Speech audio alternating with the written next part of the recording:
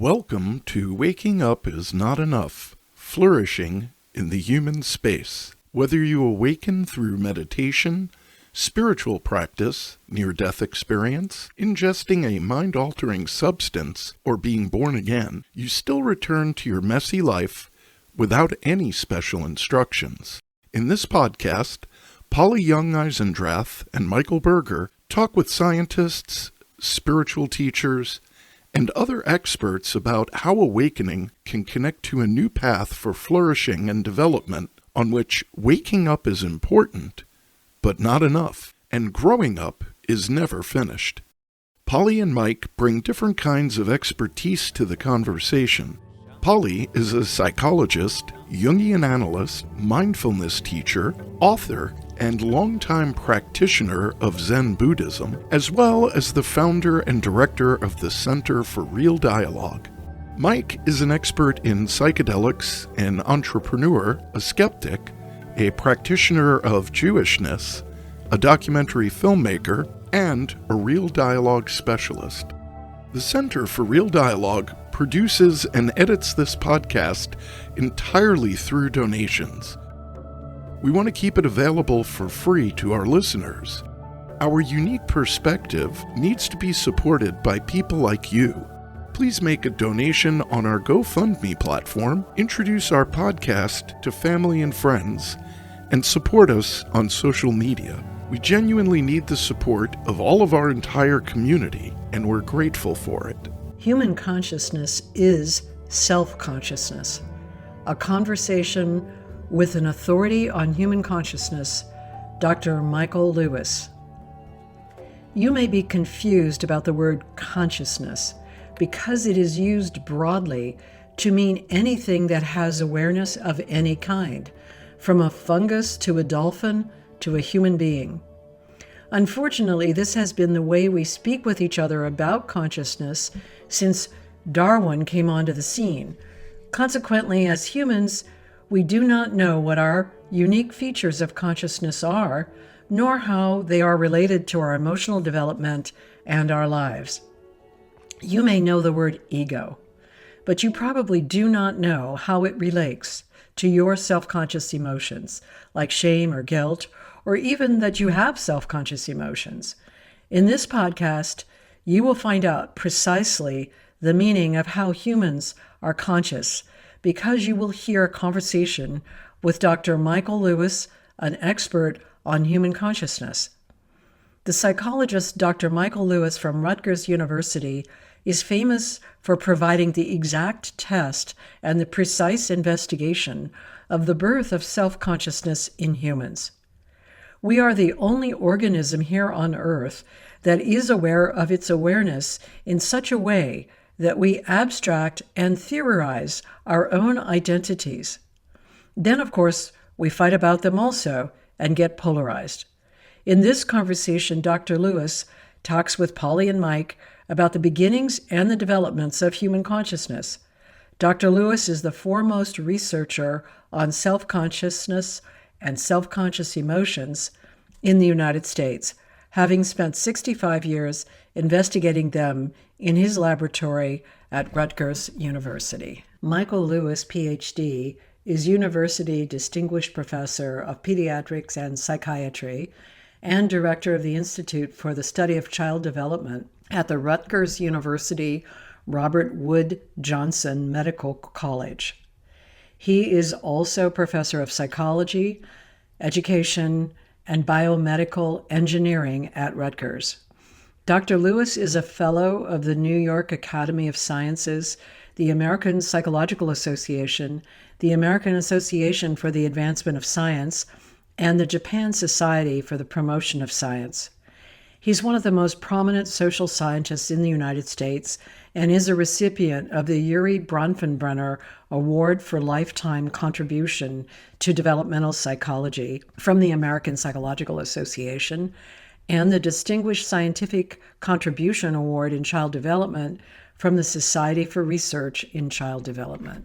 It's great to be here with the two Michaels, Michael Lewis and Michael Berger, both of whom I consider to be friends, and also with Michael Lewis, actually a great inspiration for my work as a developmental psychologist and also as an author over a long period of time.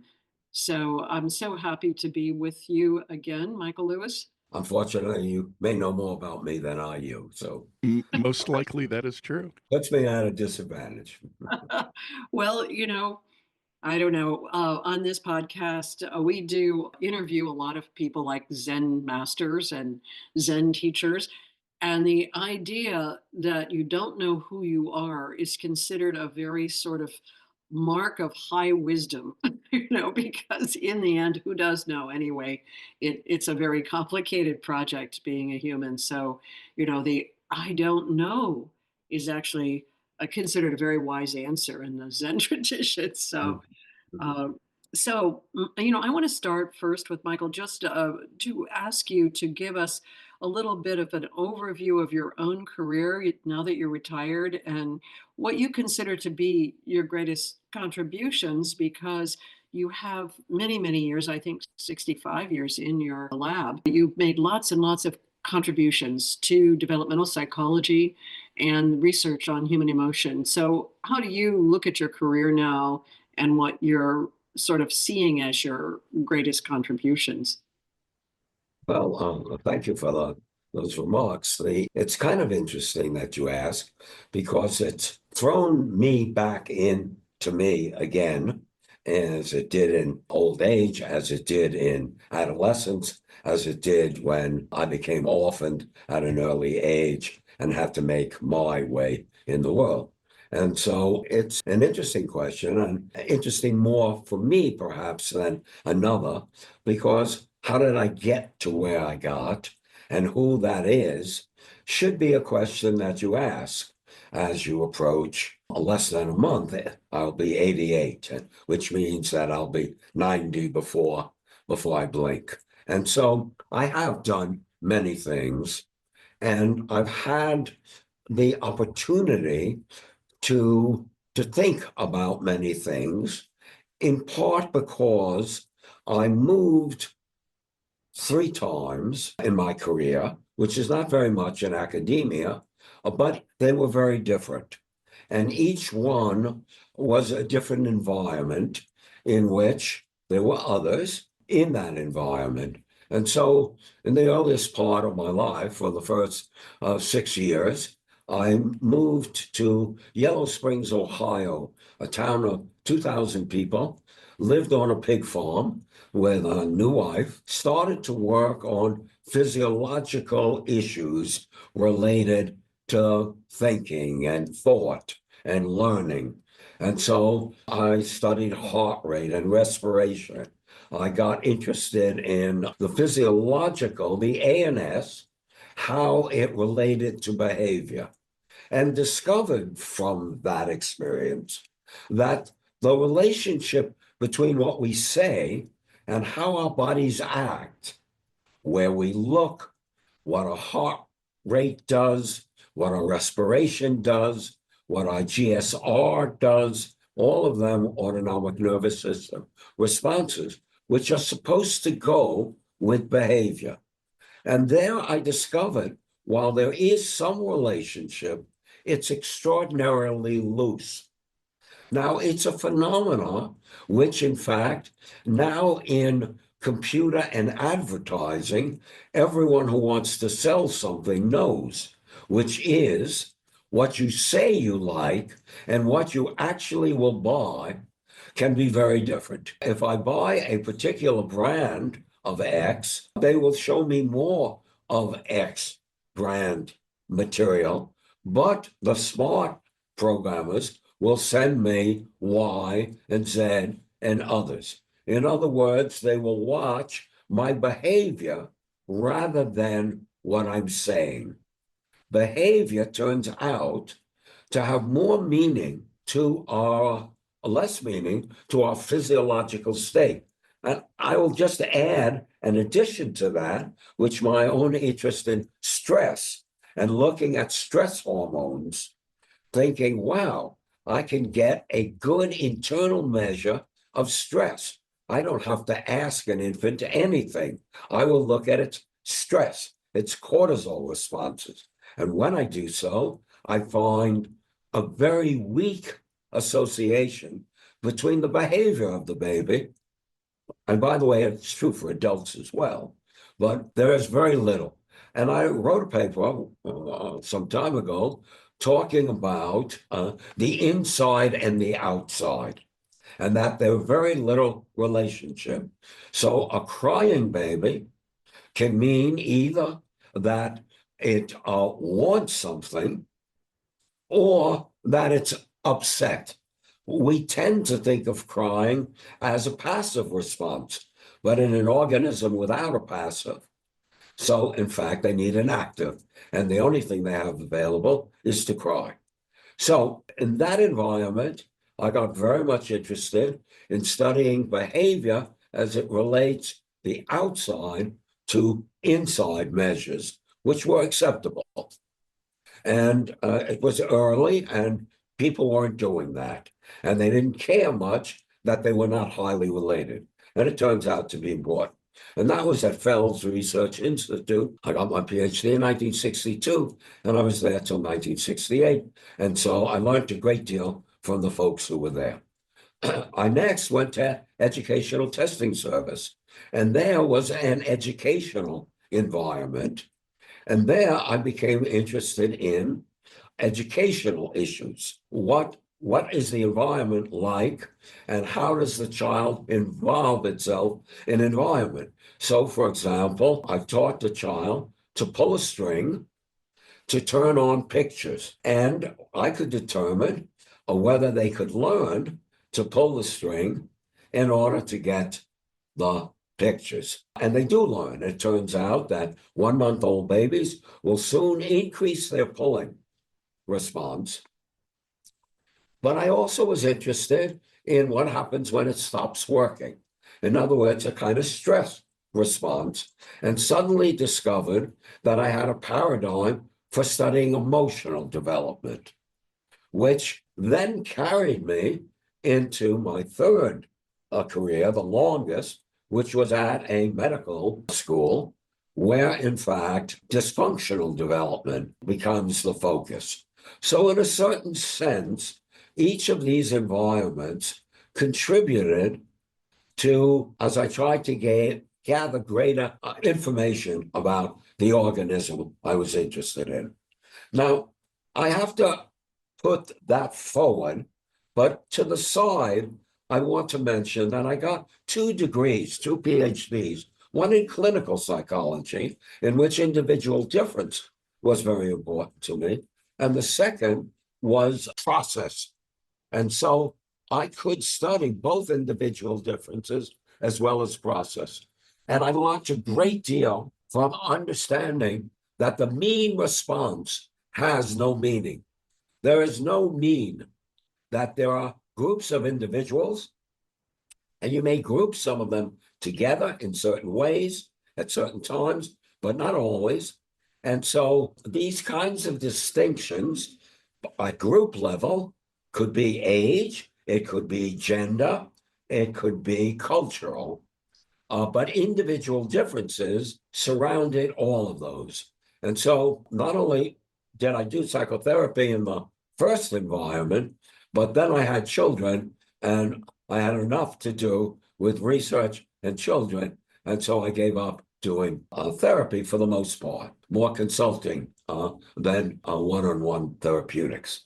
So what holds all that complexity together? I haven't missed your question. I'm just trying to say that it's complex. And I guess it would have to be the emotional development measured in multiple ways, and the idea that there is an organism between the world and oneself. And the old SS theorists always had talked about a stimulus, the subject, and the response. And having been in this field a long time, I knew that and remembered that. And I came to understand that I had to understand something about what the self is. So I would argue that if I went by what is still active in people reading and lecturing about referencing, it would be that combination of the self in its socio-emotional context. It's the self to the self, it's the self to the other, it's the other's response to the self, in which the self becomes the central object. The most interesting thing in that, one of the famous early scientists in perception, J.J. Gibson, talked about that psychology was not the psychology of the response, but the psychology of the stimulus. And that you can see in the TAT test or the Rorschach, in which the same events are presented to different people, and what they see and how they interpret it is a measure of the self. In those cases, they were used for pathology, but one could broaden that and simply say, we want to talk about the self. So I would say, as I try to understand me and a lifetime now, it's me that I'm still trying to understand. It's me as a young boy that was family and orphan. It was me as a young scientist, and it's now me as an old man. And indeed, I become an old man. And that's a very interesting thing, because I certainly don't feel like an old man, but I am an old man. So, Michael, I wanted to just say something about my acquaintance with your work. I'm glad you moved through it in such a cogent way. You did move through it in a cogent way, in case you wonder. And when I was at Bryn Mawr College. I was actually there. I left after I got tenure. I was there for about 12 years. And I intersected with your work through Harvey Horowitz at the Institute of Pennsylvania Hospital. I don't know if you remember Harvey. So Harvey first probably introduced me to your work, but I did my doctorate under Jane Lovinger at Washington University, and I had come across your work in her research, which is on ego development, so different paradigms for the self, essentially. A critical issue in the development of any human being is this formation of self-referential, capacity, which you, more than anyone else, at least in my acquaintance, focused on in your research on the so-called self-conscious emotions, or, they have otherwise been called sometimes social emotions. I feel that the self-conscious label is important and really necessary. Your work focuses on this formation, and now you're saying in your own reflections on yourself, you also focus on this kind of self-referential capacity that you could sort of know who you were when you were young. Of course, you're very different now, or when you were young in your career, and then as you age over time, and then to reflect on yourself now as a so-called old man, even though you don't feel that way internally. So what I understand from what you're saying is that where you began was on that issue of sort of what is inside and what's outside, and then what is individual and what is group. And gradually you formulated something that was fairly precise. I'm going to say that anyway, which is this interest in how does a human child, become something different, I'm going to say it this way, than a mammal. There's a commonality between the human infant and other mammals in terms of the way we're organized emotionally. But something happens to the human in a way that Darwin forgot to specify, I think, which is that the human forms this self and this self-awareness. And wondering if you could talk to us, now that you've introduced your framework and also yourself, if you could talk to us about the way you define this human self, and also, I would say, the way you have responded to Darwin. You have great respect for Darwin. I know you do. I've seen that in all of your work, but you also want to respond to Darwin. You don't want to say that Darwin has the last word on emotions. So if you could speak to the issue of what is the human self and how you, let's say, have I'm not sure, it's not a critical response to Darwin, but more like an addendum, or no, I would say a different conversation. Darwin's problem was, in fact, that he wanted to connect emotional life in animals from an evolutionary point of view through to humans. And he got actually in trouble, which most people don't know, because he included what were called imbeciles and idiots, who we call intellectually challenged, emotionally challenged, to be somewhere between the ape and the human.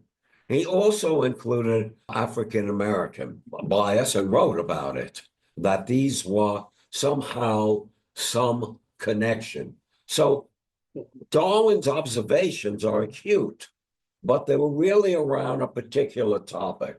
And it was the topic of evolutionary change and how that came about. Are you saying that he was a kind of a eugenicist, or he leaned into eugenics, or I just want to be clear so that Unfortunately, a dear relative of his was the leader of eugenics.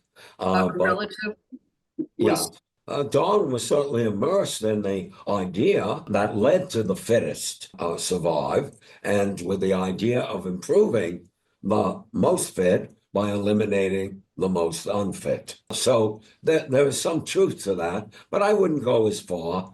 Darwin really didn't write exclusively on it. He did write, in fact, as he tried to create an evolutionary scale, wanted to go from the great ape into humans. That was the objective. It wasn't, and in fact, his reluctance was that humans were not uniquely made, but made in the same fashion as apes, who descended from monkeys, who descended from other beasts, and so on. early American psychology was affected by eugenics very much.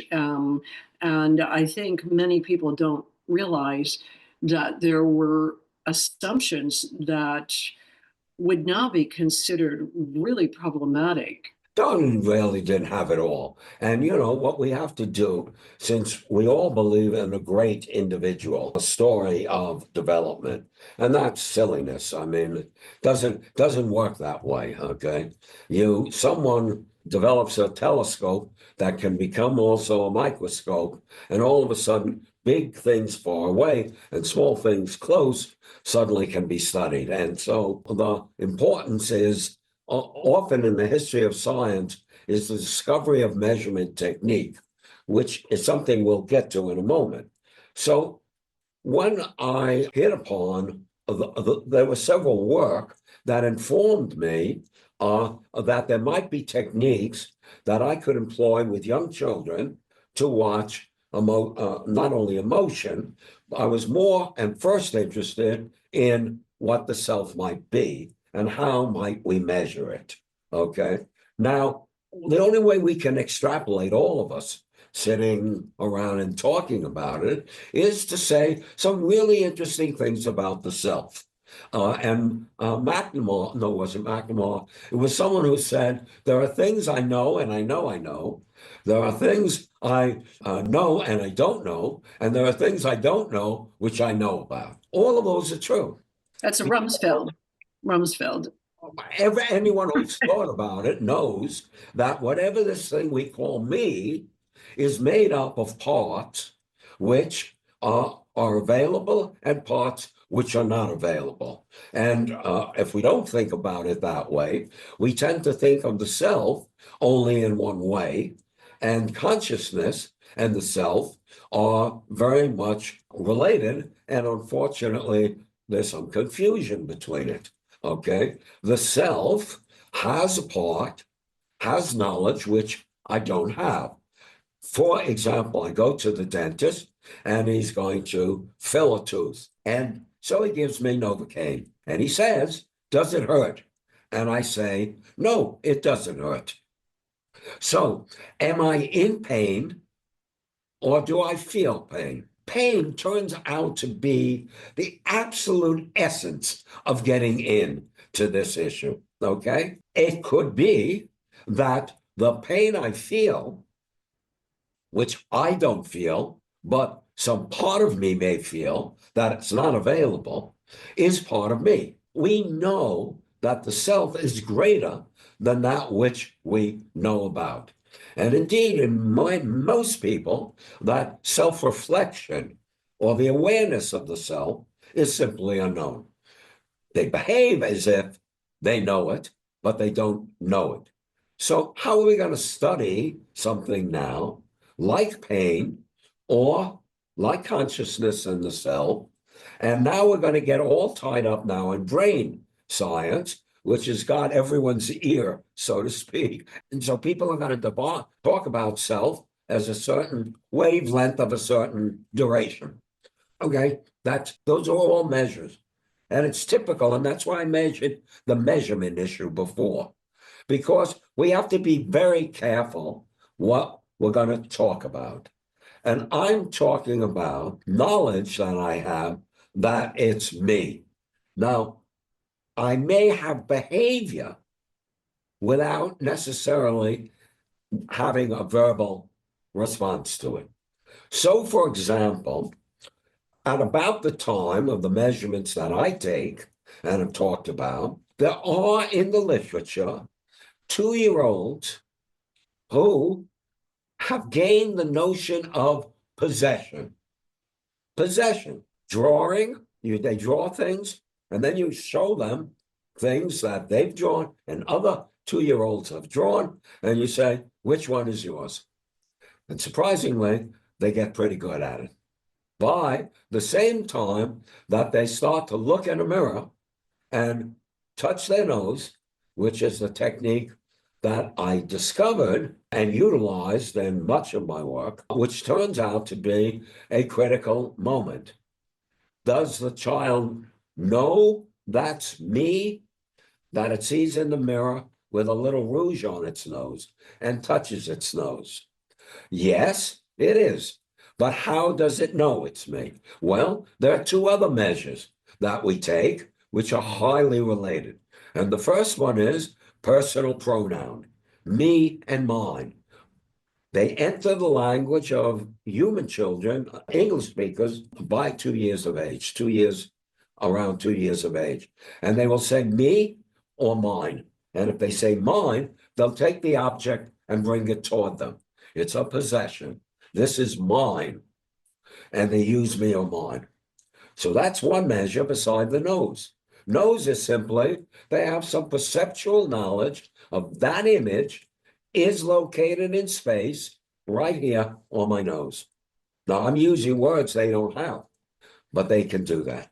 The third turns out to be something that Piaget discovered, which was that certain kinds of play behavior, which are called imitation play, are learned very early and eventually drops out to just be imitation. But there is play, literally, that is fantasy. And the amazing thing is that occurs at the same time. So I took a collection of measures and I said, wow, are they related? Do they occur at the same time? Is there a coherence in it so that I can say that the child has some notion of self? Okay. I have no proof outside that. I can't ask them. So what can I look for proof? I can look, for example, at embarrassment. Embarrassment is an emotion that takes place when you are the object of another's attention. And that has to do, as we subsequently learn, with we take care to look at the eyes of the other person. So when you go to a meeting and you put on your chest on your name, and a person comes over to you who you think should remember your name, you can tell if their eyes glance down. You can spot it, okay? If you really wanted to do it in secret, it should be on your forehead. On your chest, you can spot. So the fact is, it turns out that embarrassment does not emerge until you can do those 3 things. Look in the mirror and touch your nose, have word for me or mine, and have play behavior.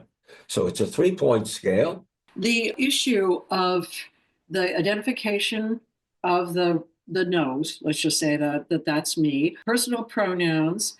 But the third one the pretend, that one, which you have very nicely associated with self-consciousness, is one that many people don't realize that there's an abstraction going on. There's the formation of an abstraction, and that ability to abstract ourselves is one of the uniquely human things that both is a gift and becomes a problem. I mean, we can abstract ourselves in killing enemies that we've never seen. We can abstract ourselves by creating a life that we don't even know about. We begin to believe that we could move to Montana and be a cattle rancher, but we've never done that. There isn't any other mammal that does any of these things that we do around being able to abstract our own subjectivity and then pretend in our imagination and then do something about that, and that issue of the way that humans behave is something that I believe is still not clarified to many social psychologists, to many clinical psychologists. They don't recognize very specifically this capacity of the human self to abstract itself, to imagine itself some other place, and it's not there from birth. It begins as part of development, 18 months to 2 years old. And as you've pointed out, if it doesn't begin, there's a real problem there. So if you could kind of also just to take this theme of the way that our self forms and then what we do that's very human, that others, the animals are not doing these things.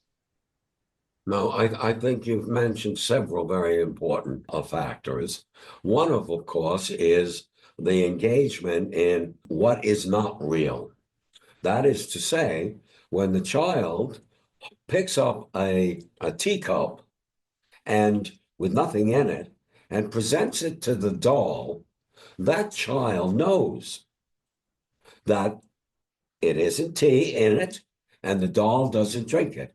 So pretend is indeed the beginning of fantasy and the beginning of poetry and the beginning of differentiating between the real and the imagined. And you're absolutely right in terms of it not receiving the thought. It was one of the things on my agenda to look at, because indeed, and this comes out of Piaget's work originally, although there have been others since, it was essentially Piaget arguing at later dates for the emergence of the being able to discriminate between real and not real, which has to be part of the self. I know that this is not so. So it's a negation of your own behavior, which would lead you to believe that you think it is so. So here's where language could get you into trouble. On the discovery that there were techniques to measure something that I would call awareness of the self. Now, are they aware of it? How would we find that out? We can only find it out through behavior, and now we can start to expand the behavior. So we know from the embarrassment literature, and it's sometimes called shy, it's a mess. And really, the literature needs to be cleaned up. As an aside, I have to tell you, I've spoken many times to many psychiatrists and also clinicians, clinical psychologists, but mostly psychiatrists, and they can't define the difference between guilt and shame. It's just simply a mess. It's a mess. And what I decided to do that I could do was to try to clean it up, to write enough in enough places to make the differentiation between the two, and to argue that some occur at the time when, in fact, you become the object of attention of others. If that occurs when you can do the mirror and you have the language and you have the play. And so we did a very simple study. We never published it because that's too much to do it and publish, and you get tired. I don't know, 35 books and hundreds of articles. It was enough already. Very simple. You bring the child in the room. These are 15 to 18-month-olds, and many of them have the nose. That is, they show us there's an operating self system. We point to the child. We have three people in the room, and upon signal, they all point to the child and say, Polly, Polly, Polly, or Mike, Mike, Mike, point, and say their name. And you get embarrassment. You get a perfect measure of embarrassment. Head sort of back and forth. It's sort of like coy looking. In fact, it's where men and women start to differ in their head turning. Look at any magazine, you find women turn their head slightly, men look straight on. But it's this coyness, which is part of the embarrassment complex. And they touch themselves, second measure of embarrassment, self-conscious embarrassment. And third, they often, and many of them, get upset. They bury their head. In real upset kids, they cry. And what I really wanted to do was to get a range of these kids, because the kids who cry, when you pay attention to them and they see you paying attention, get upset over it. Those are the kids who can't raise their hand in college to ask a question because it would be silly and people would make fun of them. They are self-conscious in the more typical meaning of it. They are watching out that they don't. So these turns out to be the timid kids, the kids in school age and early school who have trouble walking in a room. A child who walks in the room and everyone turns toward them because they've arrived as the last person is the child. These children are the children who get upset. So here's another measure.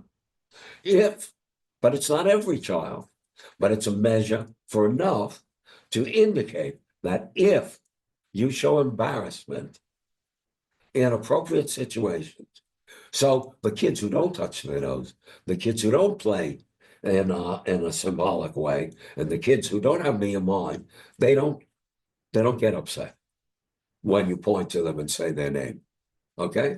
Because you're not pointing to anything. They don't know what this is. When you know this, you know there's a me in some way, if you had a language, the language of me. So what turns out is that emotions get heavily tied to the self. And one of the ways in is through studying emotion, and in particular, the self-conscious emotions, which, by the way, have been called the moral emotion, the social emotions, and I've called them the self-conscious, okay? And they include shame, guilt, pride, hubris as the major configuration. Do you include jealousy and envy typically in your group? Because, of course, from psychoanalysis, jealousy and envy are very big themes, the envy being the destructive of the other person's thing and the jealousy being the competition. That's a very interesting topic. You're right in what you're saying. You could put them in. I don't know if they certainly will not occur until there's a self, in either jealousy or in envy, or in guilt, or in shame, or in pride, or in hubris, which is false pride. And it turns out where you direct the object of attention in the other versus yourself is how you distinguish between someone who is shame-filled, they're causing the problem, they're the bad person, or guilt, which is guilt and regret, which they've done something to someone and they need to correct it. And so the correction, that is the more social form, is guilt and not shame. The problem, of course, is that Freud didn't have shame, right? Kinds of guilt, which really screwed up the whole movement. And it's mostly because Freud was just filled with shame, Jung knew it. Right. And so it's this, I think the distinction between shame and guilt is such a key distinction for anyone who does clinical work, but there are many people that do not even know the distinction. And so therefore, and I don't want to leap into this too much, but Shame-based disorders often get diagnosed as depression, which they are not. And then many times there are occurrences of something like impulsive suicidal attempts because of shame-based disorder that's been now diagnosed as depression and treated often with a medication that will not help the shame and might even increase the impulse to suicide. So it's a serious distinction between shame and guilt. You know, your work does make that distinction very clear, especially your work on shame, which is, again, one of the reasons why I focused on your work a lot when I was kind of in the earlier parts of my career where I was trying to figure out how to teach various things to graduate students. One really useful thing is the difference between shame and guilt, which again many people are not aware of, many clinicians are not aware of, and as you're saying it, because Freud suffered a great deal of shame, he did not theorize it in relation to guilt. He called it all guilt. So it's these things are they can seem sort of technical, but they end up being really important, you know, from a practical point of view. So, but you know, the one thing I wanted to bring Mike in a little bit, because Mike and I have had a conversation about, I don't want to again go too far afield here, but artificial intelligence not having any emotion, you know, and so I have said early on in our conversations, artificial intelligence cannot become conscious like humans are because it cannot become conscious of itself. It might be able to imitate self-consciousness, but it doesn't have emotion. And so, to me, this itself is, of course, enormous. There is some way of going about it. I can only suggest, because I really didn't devote enough time in a therapeutic sense. But with students, I can tell you right off the bat, if I look at a paper they've done, and I say, you can get A, all of you, but I am going to be the criteria because I'm the teacher, and I'm going to comment on your paper. And if you respond to the comments and so on, and change it in the way, I mean, it sounds like social pressure, but it's really not. It's an idea of giving them an opportunity to reenact, which would be a therapeutic sense. And what you get is the following. You get only a certain percentage of the kids who will, in fact, repeat it, will try to make it better. And those turn out to be not shame-ridden. The shame-ridden are ones who take it, put it in the drawer, and walk away because they have no mechanism except to forget it and get rid of it, which they can't do. So you can, in fact, tell, and I know any number of students who didn't go on, who could have gone on from an intellectual manner, but in fact could not bear not getting it right. And not bear getting it right, instead of what are the ways I can improve it. So the focus is on me, and focus on improvement is the focus instead is I'm no good. Okay, I'm a failure. Nothing is good about me, and they have to walk away. There's no way. There is other ways, by the way. The Catholic Church has a wonderful means of confession because the person is given an opportunity to confess. Or in Judaism, on the day of confession, one day a year, where they can go right back to doing the same thing, but they're given forgiveness for confessing for doing. So, but it doesn't free them of it because they always need the priest. They always need the rabbi to help them get along in a certain sense, or the therapist in a sense. But the whole idea is to change the focus away from me toward the object that I'm doing, the act that I'm doing, rather than myself. That turns out not to be so easy. But there are circumstances where one could do that, where one could teach to overcome, to do better, rather than to dismiss it, to try to forget it, and which is mostly what we do with shame. And that's why, of course, shame is prominent in getting you into therapy, but you can't talk about it. And so for the most part, you can never get to it to undo. So the attempt should be to clarify what we mean. And if I have any use here, is that I force people to try to behaviorally define what guilt or regret versus shame look like. And I have accurate descriptions of it, and it can be utilized. There are a lot of self-psychologists in Australia. And when my shame book came out, people who were self-psychologists invited me to come. And I went, and I would spend a month teaching the therapist, the analyst. And I could show in videotape of therapeutic situations where shame takes place in the part of the patient. I wouldn't do it in part of the therapist, but you can actually see it. But what you have to see is flashes. It requires a kind of therapeutic sensitivity, or else photographing it. And you get a head drop, you get a collapsing of the body in shame in an exaggerated form, and you get difficulty speaking. And if you speak, the use of I is often repeated in excess of what a normal speech. So you can catch it, but it's going to be a quick head down and up, maybe missed. All one can ask is that, in fact, we become aware of the things that do it, okay? And I am very clear with the people I know and love to simply say, you can't tell me you can't. You can't say you're a failure.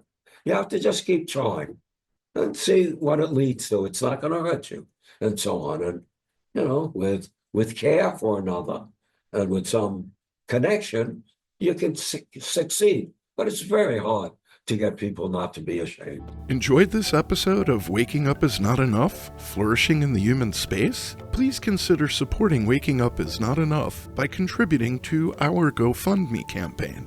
You can find the campaign linked in the description. Don't forget to hit like, subscribe, and tap the notification bell so you never miss an episode of insightful discussions and explorations into the human psyche. Waking Up Is Not Enough was edited and produced by Chris Coltrane.